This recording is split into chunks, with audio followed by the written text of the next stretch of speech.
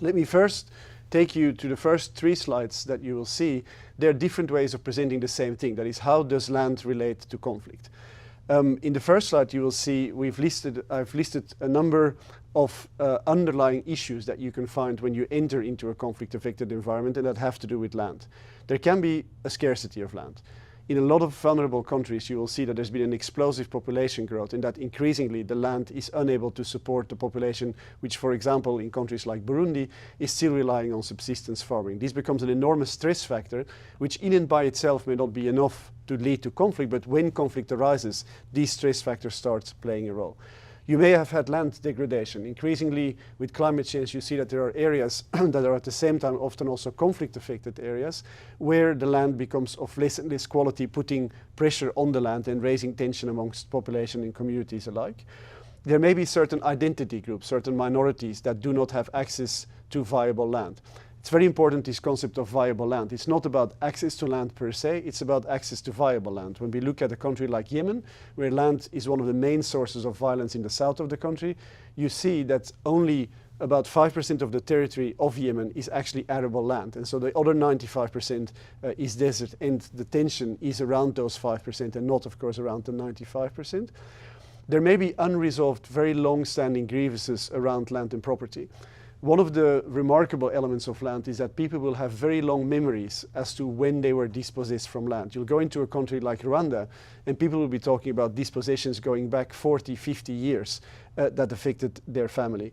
Again, this may not be enough to actually cause conflict, but when conflict arises, if you look at it as a period of intense social change, you will very often have these historical dispossessions coming back forward and groups trying to use the conflict to get their justice the way they see it, and therefore causing tension with other groups.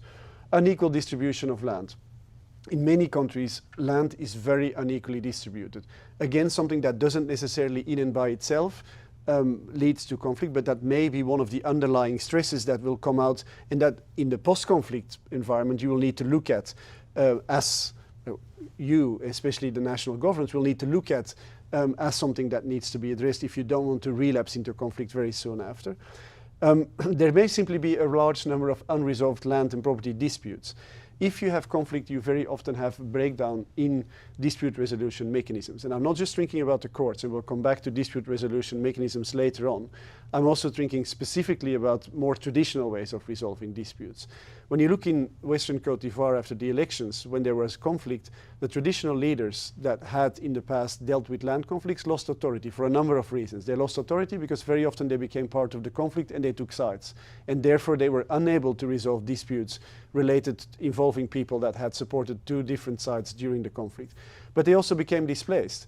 And that allowed the younger people in their own family to say, listen, our traditional structures haven't functioned. Look, we have had conflict, we have had unemployment, we don't have any prospects. We now want to take power and we want to manage the land of the family. So you get a lot of intra-family disputes that the traditional leaders can no longer resolve. And in a post-conflict environment, you need to look at that, because otherwise you have these land disputes piling up without necessarily finding a solution, which then leads to private violence or larger scale violence. You can have had widespread tenure insecurity. You've heard about the concept of land tenure security and insecurity in one of the first modules that you took. Very often in conflict in volatile environments, you have very weak land tenure security, whereby people can occupy a piece of land, but they never know whether the day after they will not be pushed out by more powerful actors or by other families, and so on. And then you can have agrarian and land reforms in the past, which were very badly digested by the countries or the communities in question, which still have left a set of grievances that are there when you come into the conflict. Which leads me to one very important point, which is, and far too often when people enter a country, when the influx of donor money starts, when the influx of agencies start looking at land in a country in the transitional environment as if nothing ever happened before. And in this context of where agrarian and land reforms of the past can have led to deep feelings of grievances that have come out during the conflict, unless you understand and know about these land reforms in the past before the conflict, you'll never be able to do a programming intervention that is viable or that is appropriate. I'd like to take you to the next slide where we pose the question, is dealing with land we often talk about the conflict cycle, but is it not very often, especially when it comes to land, a circle? And there's 5 moments. There's the grievances moment, there's the insecurity moment, there's the conflict moment, the peace negotiations, and the post-conflict. And when you look at the slide, when we are at the grievances moment, you'll have latent land issues, and I've listed some of those related to the earliest land, which may be related to access to land, historical injustices, insecure tenure, environmental pressures.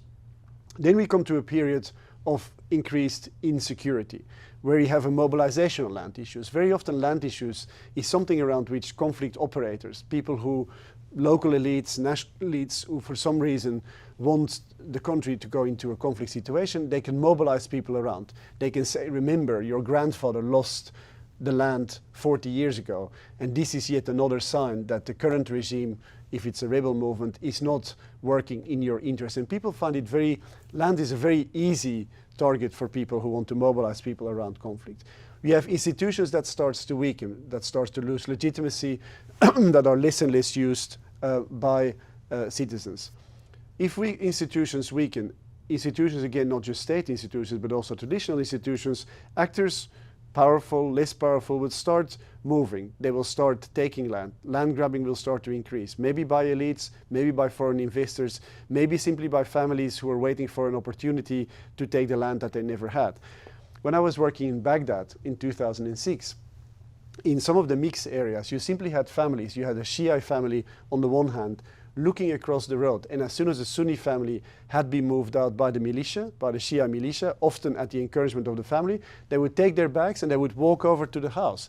Not because they had a claim on the house, not because they were conflict operators, but simply it was an opportunity for them to get a bigger house and to live in more decent circumstances. So when institutions weaken, you have that sort of dynamics at the macro level and the micro level going on. When the conflict then starts, which is the third phase in my circle drawing, you have displacement. Displacement, I already said, it comes with a number of things. It comes with the occupation of land. It comes with stresses in the places where people are moving to, where land disputes often increase.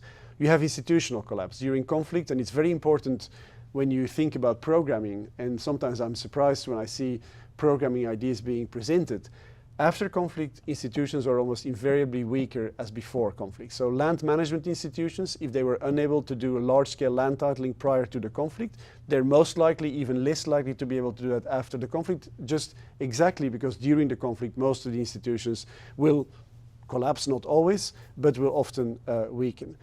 Land and resources, of course, can fuel and sustain the conflict. When you look at many of the rebel movements in DRC, you cannot explain how long they've been able to sustain the fighting that they do unless you look at the access and the control that they have to land and the natural resources that are either on or under the land. And new land and property relations form. It's very important, again, and I already said this, to look at conflict as a way of social change. In Western Côte d'Ivoire, maybe the traditional way of resolving land disputes was a great way, but is it likely that you can put everything back together in the post-conflict environment the way it was before? No, because land and property relations have changed. Whether they've changed for the better or the worse is a separate discussion, but they have changed. Then we come to peace negotiations. It's very important to see that during peace negotiations, things around land will still be on the move. Land grabbing will persist. Actors will try to consolidate whatever it is that they gained during the conflict. Are the land issues included in negotiations, or are they too sensitive to be included in the negotiations and they're given to a commission who will then deal with the sensitive issues later down the line? If they're not included in peace negotiations, it's very important to understand why they were not included. Was it because they were not important enough, or was it that they were so sensitive that the main political actors could not find an agreement? Well, if they couldn't find an agreement and they gave it to a land commission, then you can almost say that, be certain that the land commission will face important political problems down the line. Doesn't mean that the land commission should not be supported, but does mean that you need to understand the political economy of land around that to be able to provide proper support and not just technical support to a land commission like was established, for example, in Iraq after 2003 to deal with 160,000 claims of people who were dispossessed under Saddam Hussein. In the post-conflict environment, you will have new land issues arising, and some of those land issues could be qualified as peace dividends. When displaced populations can return to their homes, that's great. That's a dividend of the peace. At the same time, that could lead to a whole new set of land disputes when these people then find when they return home that their land has been occupied by others. Often you'll see that the land market very rapidly changes. The value of land will increase very rapidly. In Baghdad, I was surprised to see how quickly, after the security improved, land values started to rapidly increase in some of the areas that had become more secure, which often has very strong implications for poor people who can then no longer have access to housing. Again, that could become an issue related to conflict or instability when then these people have no longer access to houses, makes them maybe more vulnerable to being used by conflict operators, for example. Structural problems that were there before the conflict, as I already said, will persist also in the post-conflict transitional area. Any structural issues that were there with the land management institutions will still be there after the conflict. And if you don't address that properly at that particular moment in time, not address it as US aid, but as national actors together with international actors, then you come into a circle, because then there is a whole new set of grievances that is formed in this post-conflict environment. The third slide divides up the land issues in the urgent, the old, and the new, and I will not go into it very much because I would be repeating myself, but you see it's another way of presenting what you will be confronted with when you look at land issues in these transitional environments.